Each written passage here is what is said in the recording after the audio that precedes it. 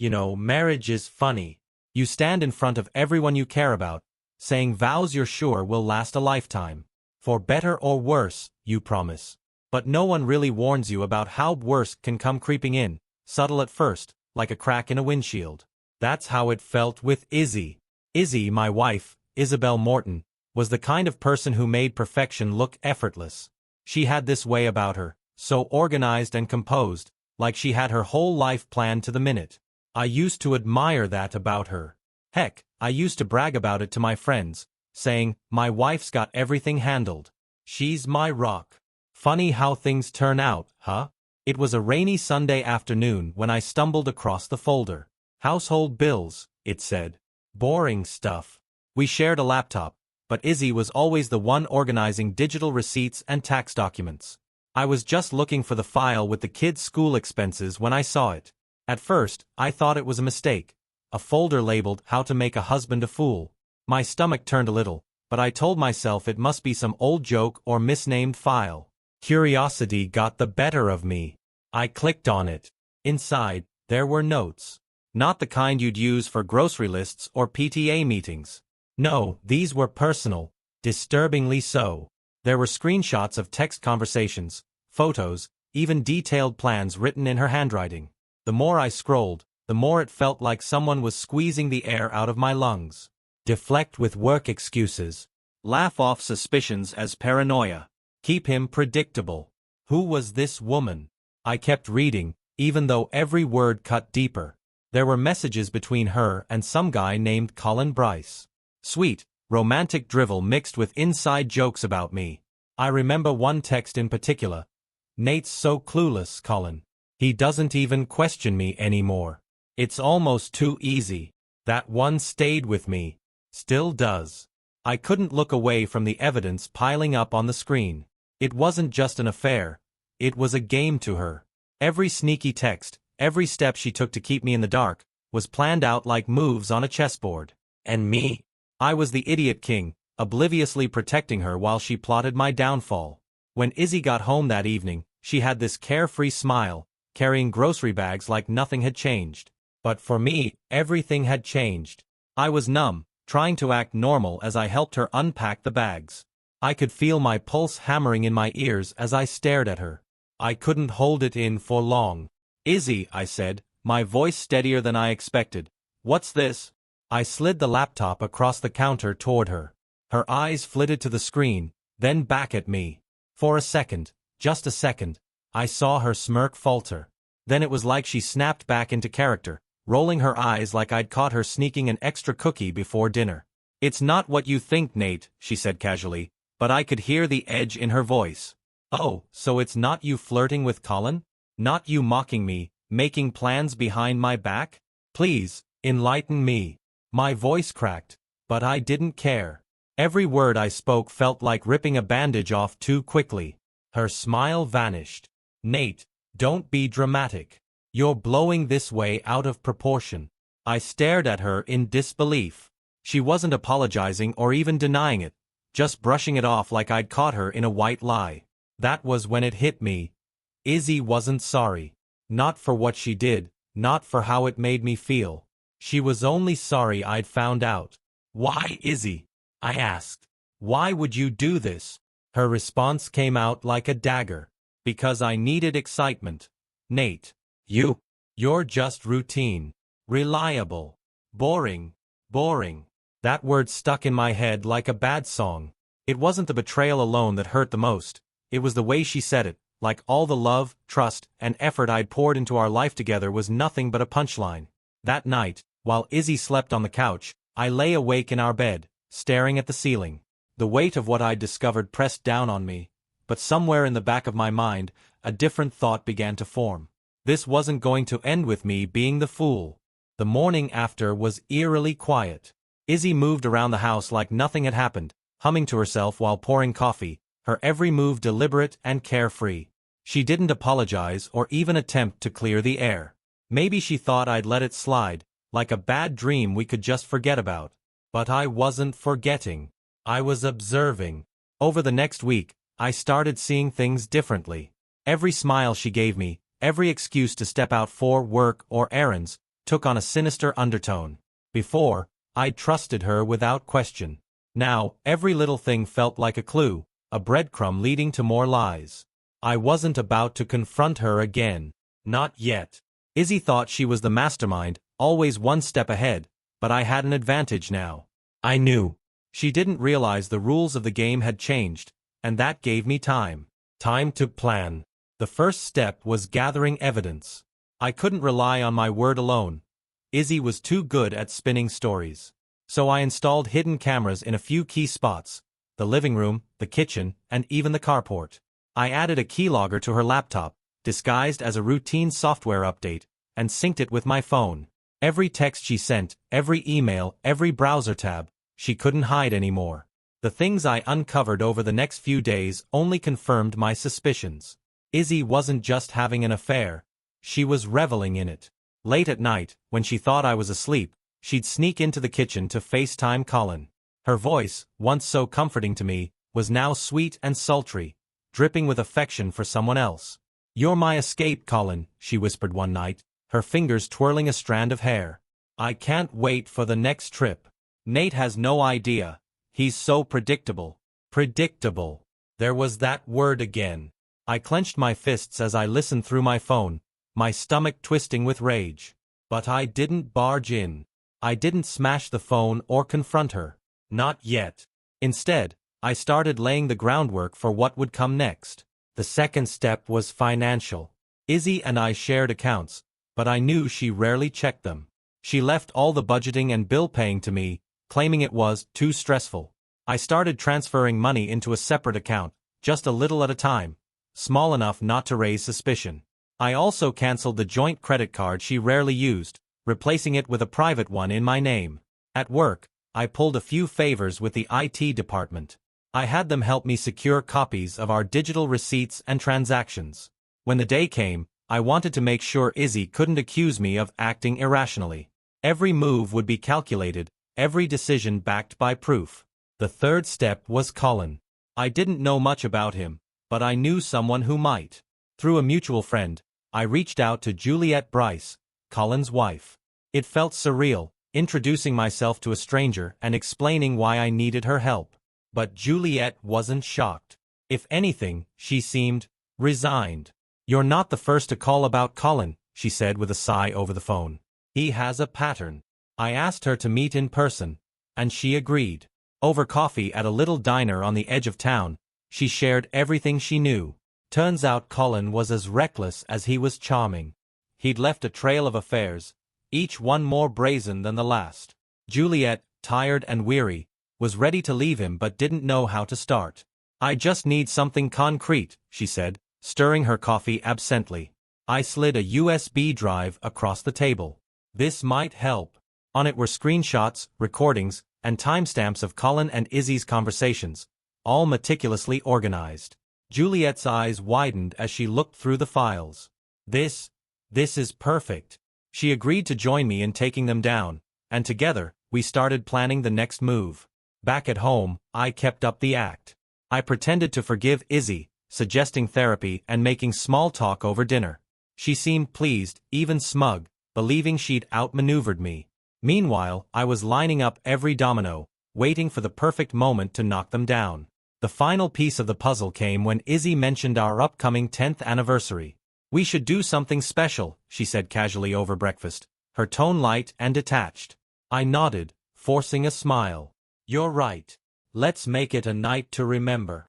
She had no idea how right I was. The weeks leading up to our anniversary were tense but controlled. Izzy went about her days as if nothing had happened, planning her outfits, talking about the guest list for the party she insisted we throw. She wanted something elegant, a night to show off to friends and family. I played along, agreeing to every detail she suggested, even helping her finalize the guest list. What she didn't know was that I was quietly adding a few names of my own. Juliet Bryce was at the top of that list. Every night, I lay awake in bed, fine-tuning the plan. I was walking a tightrope. One wrong move, one slip, and Izzy would catch on. She wasn't stupid, conniving, yes, but not stupid. I had to make sure everything seemed normal. In the meantime, the surveillance was giving me more ammunition than I expected. One night, while I was working late in my home office, I watched the live feed of Izzy in the kitchen. She was on the phone with Colin, her tone light and flirtatious. "You know Nate's throwing me this big party," she said with a laugh. "It's almost cute how clueless he is. I'll be smiling at him across the table while thinking about you." Her words hit like a gut punch. But I didn't react. Not anymore. I just hit record on the feed and let the evidence pile up. The next day, I called Juliet to update her. She told me Colin had been making excuses to stay late at work, claiming stress was the cause of his frequent absences. "He's not even trying to hide it anymore," she said bitterly. "Good," I replied. "It'll make the fallout that much sweeter." Our plan was straightforward but ruthless. At the party, when everyone was comfortable and their guards were down, we dropped the bombshell. I had the recordings, the screenshots, even a printed timeline of their meetings, all set to play on a projector. Juliet had her own evidence, detailing Colin's lies and deceit. Together, we would expose them in front of everyone they valued most. But first, I needed to keep Izzy distracted. "Hey," I said one evening, slipping into the living room where she was scrolling through her phone. "Do you think we should hire a caterer for the party? Something classy?" Izzy glanced up, a spark of surprise in her eyes. "Really? You're okay with spending extra? For you?" "Of course," I said with a smile I didn't feel. She beamed, leaning back into the couch. "Maybe you're finally learning how to do things my way." Her arrogance was almost laughable. She thought I was caving, bending to her whims. In reality, I was giving her enough rope to hang herself. As the party drew closer, Izzy grew more excited. She spent hours shopping for the perfect dress, talking endlessly about the guests who would be impressed by the power couple image we'd project. "Nate," she said one night, swirling a glass of wine at the dinner table, "this party is going to remind everyone how strong we are. People look up to us, you know." "Of course," I said, forcing a smile. "It's important to keep appearances." Inside, I was boiling. She had no idea the party would be her undoing. The morning of our anniversary, I woke up early to finalize everything. I double-checked the projector setup, tested the USB drive, and coordinated with Juliet one last time. "We're good to go," she assured me. Izzy, meanwhile, was busy getting ready. She spent hours in front of the mirror, curling her hair, applying makeup, and zipping into a dress that screamed confidence. I had to admit, she looked stunning. It made what was coming even more satisfying. By the time the guests arrived, the house was buzzing with laughter and conversation. Izzy was in her element, charming everyone who walked through the door. I stayed in the background, playing the role of the supportive husband, smiling and nodding while quietly keeping an eye on the time. At 8 p.m., I signaled to Juliet. She nodded, taking her place near the projector while I stood up to make a toast. "Everyone," I began, raising my glass, "thank you for being here tonight. 10 years of marriage is a milestone, and I couldn't have done it without Izzy." Izzy smiled brightly, lifting her glass. "But tonight," I continued, "I want to celebrate something more important than love.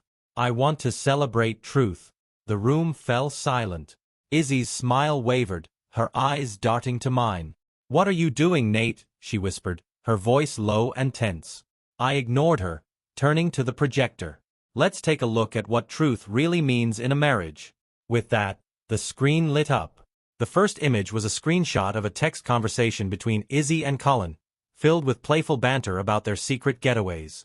Gasps filled the room as the slides changed. Photos of them together, timestamps of late-night calls, and finally, the recordings. Izzy stood frozen, her face draining of color. "Nate, stop this," she hissed, her voice cracking. But I wasn't stopping.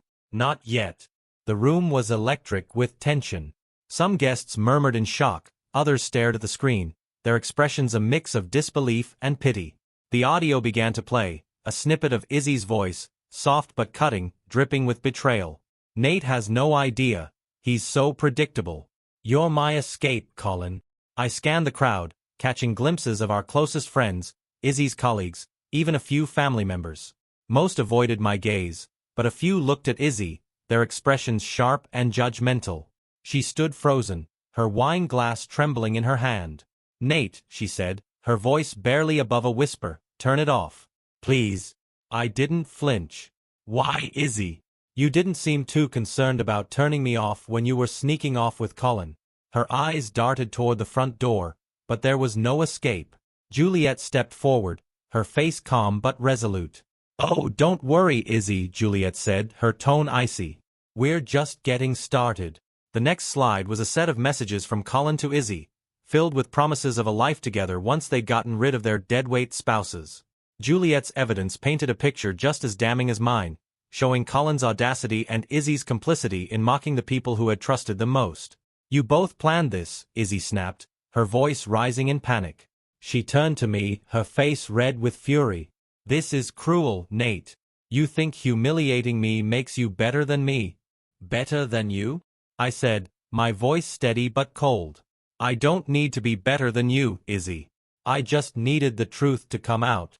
Across the room, Colin stood near the back, his face pale as he tried to inch toward the exit. "Leaving so soon, Colin?" Juliet called out, her voice cutting through the murmurs. "Don't be shy. You and Izzy are the stars of the night." The guests turned to look at him, their expressions a mix of anger and disgust. Colin froze, his hand on the doorknob, before turning back with a sheepish grin. "This isn't what it looks like," he stammered, but no one believed him. Juliet wasn't done. She stepped forward, holding up a folder. "By the way, Colin, I sent copies of your little workplace adventures to HR. I'm sure your boss will love seeing how you've been spending your business trips." Colin's face turned white. He opened his mouth to speak but was drowned out by the noise of gasps and whispers rippling through the crowd. Izzy, realizing she had nowhere to run, switched tactics. "You're such a coward, Nate," she spat. "You couldn't confront me like a man. You had to make this a spectacle." I took a deep breath, steadying myself. "A coward, Izzy? No, a coward is someone who hides behind lies, who mocks the person they vowed to love. This isn't cowardice, it's justice." The guests started to leave, awkwardly murmuring their goodbyes, unsure where to look or what to say. Izzy stood in the center of the room, her carefully curated world crumbling around her. As the last of the crowd filtered out, Juliet and I exchanged a nod. The night had gone exactly as planned, but the fallout was only beginning. "You'll regret this," Izzy hissed, tears finally spilling down her cheeks. "No," I said, grabbing my coat and heading for the door. "The only thing I regret is giving you my trust in the first place." The house was eerily quiet after everyone left. Izzy sat at the dining table, staring blankly at her untouched wine glass. Her perfect world, carefully built on lies, lay in ruins. I didn't feel sorry for her, not even a little. I packed a small bag, grabbing just enough to get by for a few nights. As I zipped it up, Izzy appeared in the doorway, her arms crossed and her face a mask of defiance. "Running away?" she asked bitterly. "No," I said, slinging the bag over my shoulder. "I'm giving you space. You're going to need it to figure out how to start over." "Start over?" Her voice cracked. "You think you're walking out of here the hero? You're no better than me, Nate. Look at what you did, airing our dirty laundry in front of everyone we know." I met her gaze, my voice low but firm. "The difference, Izzy, is that I didn't lie. I didn't betray you. And I sure as hell didn't laugh behind your back while I tore our life apart." Her eyes glistened with tears, but I wasn't falling for it. I brushed past her and headed for the front door. "You think you're so righteous," she called after me, her voice trembling. "You're just bitter because I found someone better than you." I froze for a moment, then turned to face her. "Better than me?" I said quietly. "Colin is a spineless coward who can't even face the consequences of his actions. You think he's going to stick around now that the truth is out?" She didn't respond, just stood there shaking, her breath coming in shallow gasps. I left without another word. That night, I checked into a hotel across town. The bed was stiff, and the air conditioner hummed louder than it should have, but for the first time in weeks, I felt a sense of calm. I wasn't sure what would come next, but I knew one thing. I was done being the fool. The next morning, I called my lawyer. I wanted everything in order, papers drawn up, assets protected, and a plan to separate myself from Izzy as cleanly as possible. "She's not going to make this easy," my lawyer warned. "She doesn't have a choice," I replied. Over the next few days, the fallout from the party spread like wildfire. Friends and family who had been there called to check on me, offering their support or awkward apologies for not noticing the cracks sooner. She fooled everyone, I told them. Don't blame yourselves. Izzy, on the other hand, wasn't handling things so gracefully. A mutual friend told me she'd been calling around, trying to spin the story, painting herself as the victim of a vindictive husband. But it didn't take long for her lies to fall apart. Juliet had already sent the evidence to her workplace, just as she'd promised. Within days, Colin was fired, and Izzy's colleagues began to distance themselves from her. One afternoon, as I was packing up some of my belongings at the house, the doorbell rang. I opened it to find Izzy standing there, her eyes red and puffy. "Nate," she said, her voice hoarse. "Can we talk?" I stepped aside, letting her in. She looked around the house, her gaze lingering on the empty spaces where my things used to be. "I didn't mean for it to get this bad," she said, sitting on the couch. "I never wanted to hurt you." I stayed standing, arms crossed. "You didn't just hurt me, Izzy. You destroyed everything we built together. For what? A fling? A fantasy?" She wiped at her eyes, her hands trembling. "It wasn't just a fling. I thought I was in love with him." I let out a bitter laugh. "And now? Still think he's worth it?" Her silence was answer enough. "Nate," she said finally, her voice barely above a whisper. "I know I messed up. But maybe we could try again." I stared at her, incredulous. "You can't be serious." "I'll change," she pleaded. "I'll go to therapy. We can fix this. I just need one more chance." I shook my head, the weight of her words hitting me like a punch to the gut. "Izzy, you didn't just break my trust. You shattered it. There's no coming back from that." She started to cry again, but I didn't stay to watch. I grabbed the last of my things and walked out, letting the door close softly behind me. A week passed, and the dust was starting to settle, or so I thought. I was focused on moving forward, finalizing the divorce papers, and working with my lawyer to ensure Izzy couldn't sabotage the process. But Izzy wasn't done. Not by a long shot. She called constantly, leaving voicemail after voicemail. They swung wildly between anger and desperation, one moment berating me for humiliating her, the next begging for a second chance. "Nate, please," one message said, her voice cracking. "I know I messed up, but we can fix this. I don't want to lose everything." I stopped listening after a while, letting the messages pile up unanswered. It wasn't just the calls. She started showing up, at my work, my gym, even outside the hotel where I was staying. I'd walk out the door to find her leaning against her car, waiting with that fake smile she thought would fix everything. "What do you want, Izzy?" I asked one evening, my patience wearing thin. "I want to talk," she said, stepping toward me. "You can't just throw everything away." I scoffed. "I'm not the one who threw it away." She flinched but didn't back down. "You're making this harder than it has to be, Nate. Can't we at least try to be civil?" "Civil?" I said, my voice rising. "You spent years lying to me, laughing behind my back, and now you want civility? That ship sailed the moment you decided I was boring." Her face twisted with anger. "Fine. If you want to be like this, don't expect me to make the divorce easy for you." I didn't respond, just walked away. I knew it was an empty threat. She didn't have the leverage to make things harder. But it was clear she wasn't going down quietly. The next curveball came from Colin. Juliet called me one afternoon, her voice tight with frustration. "You're not going to believe this," she said. "What now?" "Colin's trying to flip the narrative. He's telling people you and I conspired against them. Some ridiculous revenge plot because we were jealous of their connection." I let out a bitter laugh. "Of course he is. The guy's a professional liar." Juliet sighed. "I'm shutting it down where I can, but you know how gossip works. Some people are buying it." "Let them," I said. "The truth's already out there. They can't undo that." But Colin wasn't just spreading rumors. He was trying to worm his way back into Juliet's life. She forwarded me a string of texts he'd sent her, each one more pathetic than the last. "I was confused, Jules," one read. "You know I never meant to hurt you. Can we talk? I miss you." She'd ignored him so far, but his persistence was wearing thin. "Do you think I should respond?" she asked. No, I said firmly. Don't give him the satisfaction. He's scrambling because he knows his world is falling apart. Let him stew in it. And fall apart it did. Word got back to me through mutual acquaintances that Colin had lost more than just his job. His friends were distancing themselves, his reputation was in tatters, and Juliet had started divorce proceedings. Izzy wasn't faring much better. Her social circle, once filled with co-workers and neighbors who adored her, had grown cold. People whispered behind her back, their polite smiles fading the moment she turned away. I'd like to say I felt sorry for her, but I didn't. Not after everything she'd done.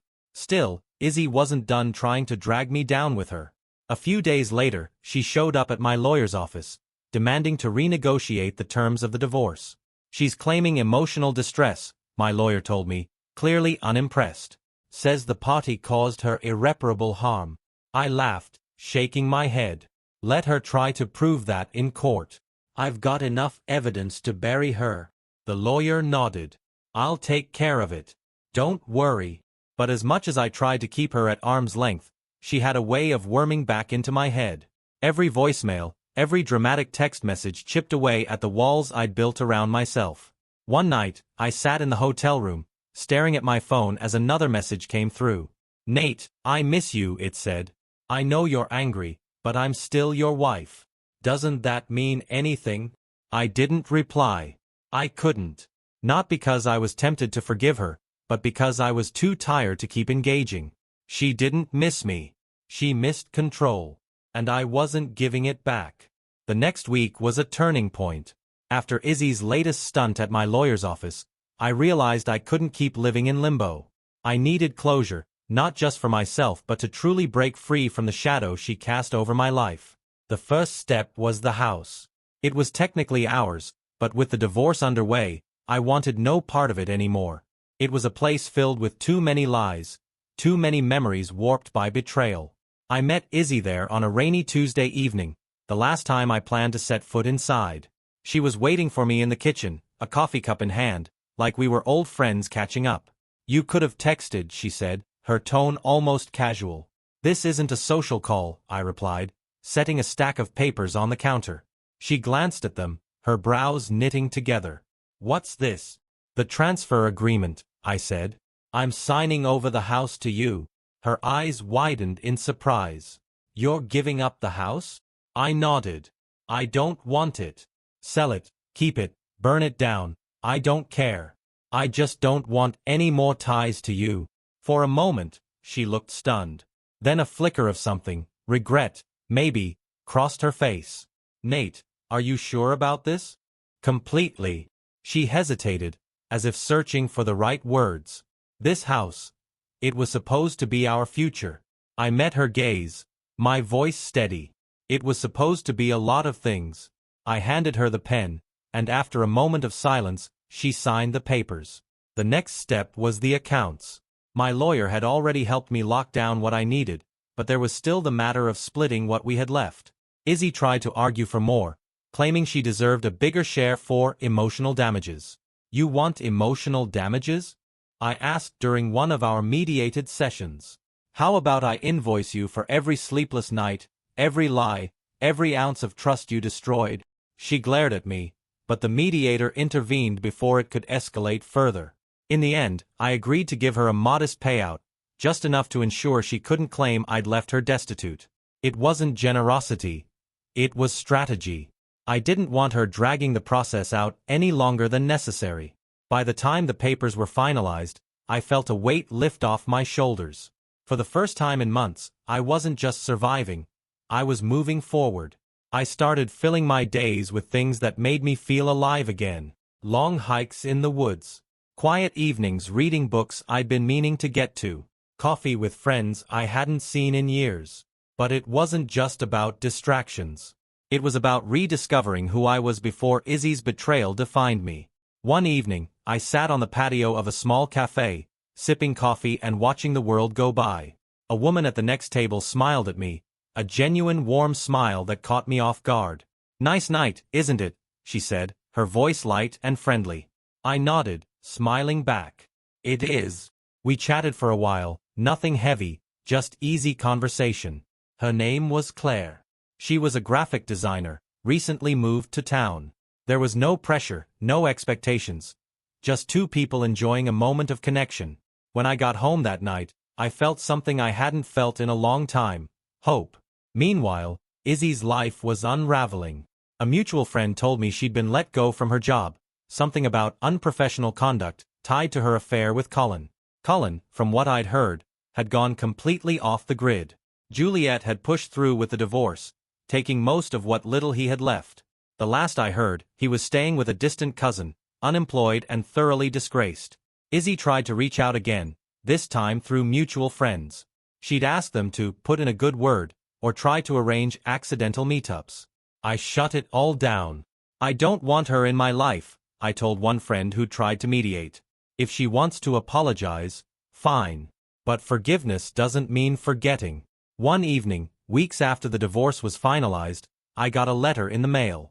It was from Izzy. I almost threw it away, but curiosity got the better of me. The letter was handwritten, the pages smudged with what looked like tears. She poured out her feelings, apologizing for everything. Her lies, her selfishness, the pain she'd caused. I know I don't deserve your forgiveness, she wrote.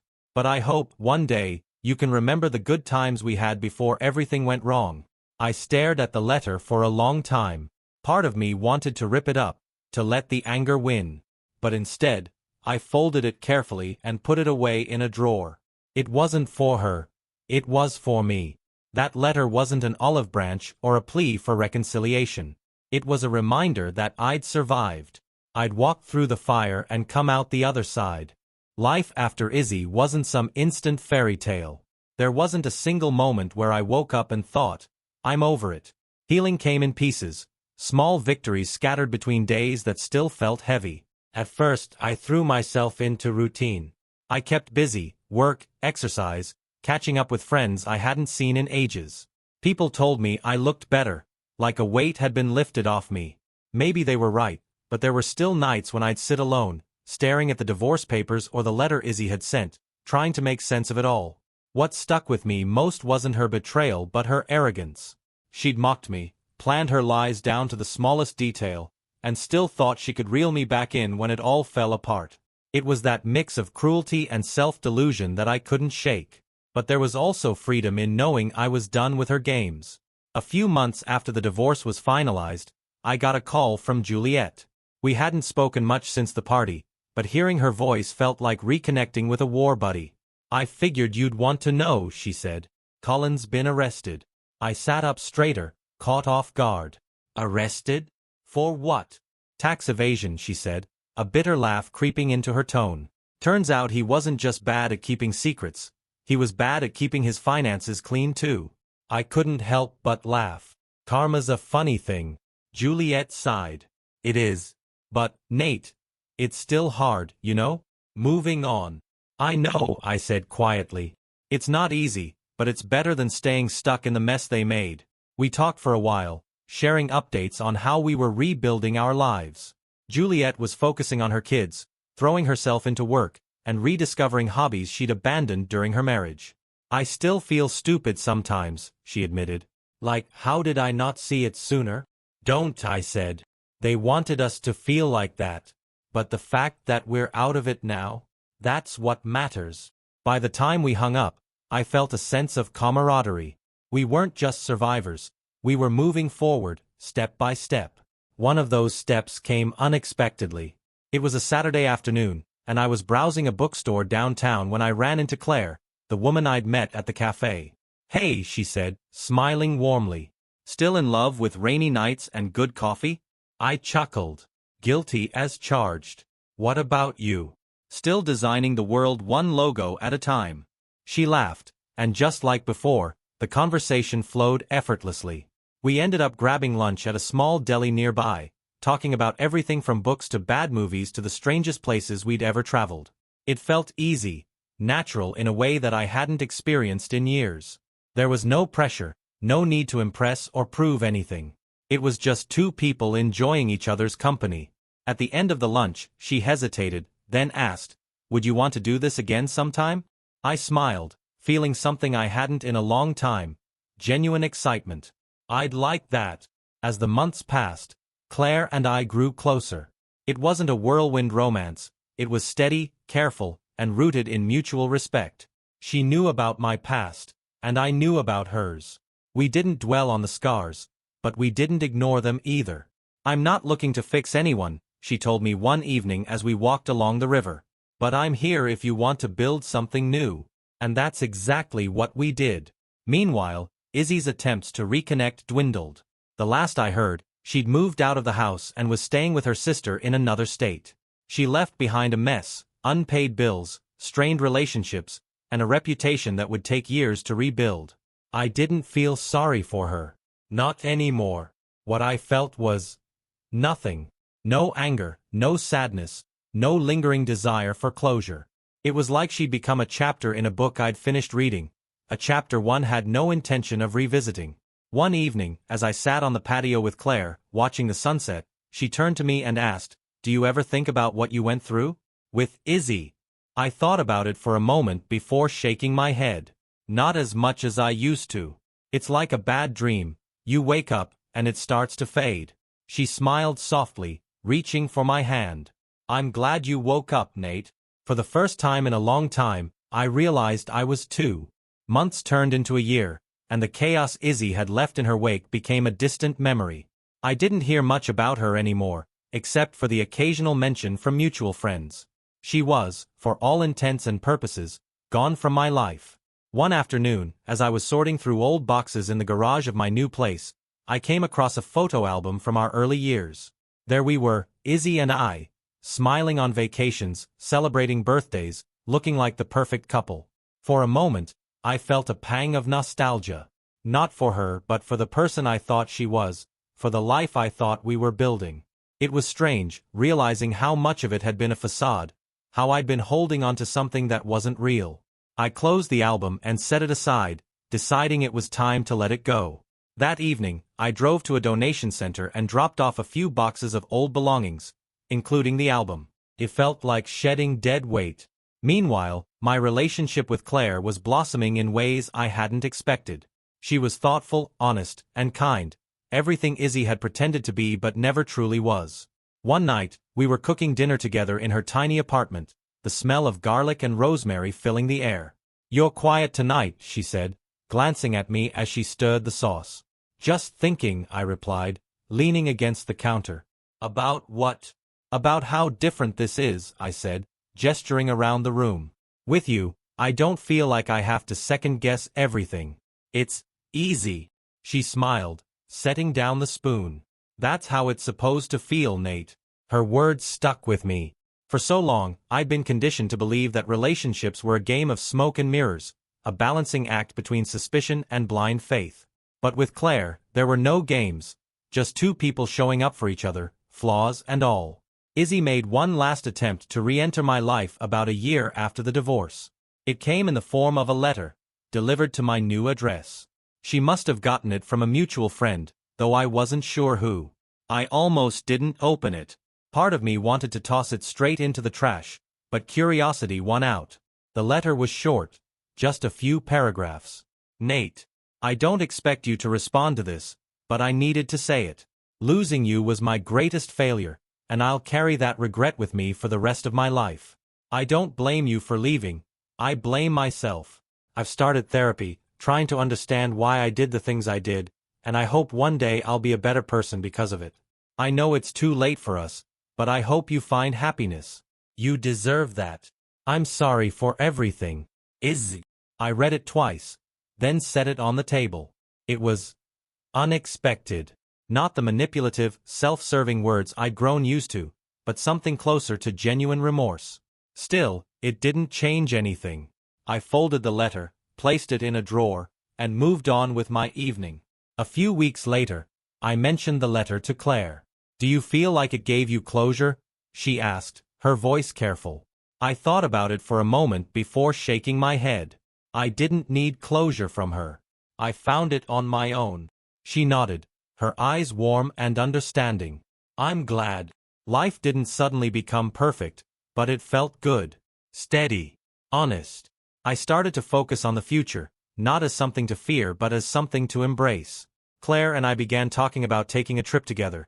Nothing fancy, just a road trip to the coast to see the ocean and spend some time away from the noise of everyday life. It was in the middle of planning that trip, sitting at her kitchen table with maps spread out and coffee cups in hand, that I realized something. I wasn't just surviving anymore. I was living. And for the first time in years, I was excited about what came next. The road trip with Claire felt like a fresh start. We packed up her little hatchback with snacks, playlists, and just enough belongings to get by for a week. The plan was simple. Drive west until we hit the ocean, stopping at small towns and scenic spots along the way. It was the kind of trip I never would have taken with Izzy. She would have micromanaged every detail, turning it into a stressful checklist of photo ops and social media posts. But with Claire, it was different. We didn't rush. We stopped when we felt like it, stayed longer in places that felt right, and let the journey unfold naturally. One evening, as the sun dipped low on the horizon, we pulled into a quiet beach town. The air smelled of salt and seaweed, and the sound of waves crashing against the shore was the only thing breaking the silence. We found a small motel overlooking the water and decided to stay the night. After checking in, we walked down to the beach, our footsteps sinking into the cool sand. Claire slipped her hand into mine as we stood by the water's edge, the tide brushing against our feet. "This is nice," she said softly, her hair catching the golden light. "It is," I replied, my voice just as quiet. For a while, we didn't speak. We just stood there, letting the moment settle around us. Then she turned to me, her eyes searching mine. "Do you think you'll ever look back and regret it? Leaving her?" I didn't have to think about it. "No," I said firmly. "What I regret is not leaving sooner." She nodded, her grip on my hand tightening slightly. "Good." The rest of the trip was filled with laughter and little moments that reminded me how good life could be when you surrounded yourself with the right people. We explored hidden trails, shared stories over greasy diner food, and fell asleep to the sound of the ocean. When we finally returned home, I felt lighter, renewed. A few months later, I ran into one of Izzy's old friends at a coffee shop. She was hesitant at first, unsure if she should bring up the past, but eventually she asked, "Have you heard from Izzy?" "Not in a while," I admitted. "Why?" She shifted awkwardly. "I think she's trying to start over. New job, new city. She told me she's working on herself, but, well, you know how Izzy is." I nodded, not feeling much of anything. "Good for her," I said simply. It wasn't bitterness or indifference, just the quiet realization that her life wasn't my concern anymore. Claire and I continued to grow closer, our relationship built on a foundation of trust and mutual respect. It wasn't flashy or dramatic, but it was real. One evening, as we sat on the couch watching an old movie, she turned to me and said, "I think you're the bravest person I've ever met." I laughed, shaking my head. "Brave? I don't know about that." "You walked away from something toxic," she said, her tone serious. "You didn't let it define you. That's bravery, Nate." Her words settled deep in my chest, and for the first time, I allowed myself to believe them. The anniversary of the party, the night everything came crashing down, came and went without fanfare. I didn't dwell on it, didn't let it haunt me. Instead, I spent that evening with Claire, cooking dinner together and planning our next adventure. By then, Izzy was just a name, a memory of a life I no longer lived. Years later, as I stood on the porch of the home Claire and I had built together, watching the sunset with her by my side, I realized something important. The betrayal hadn't broken me. It had set me free.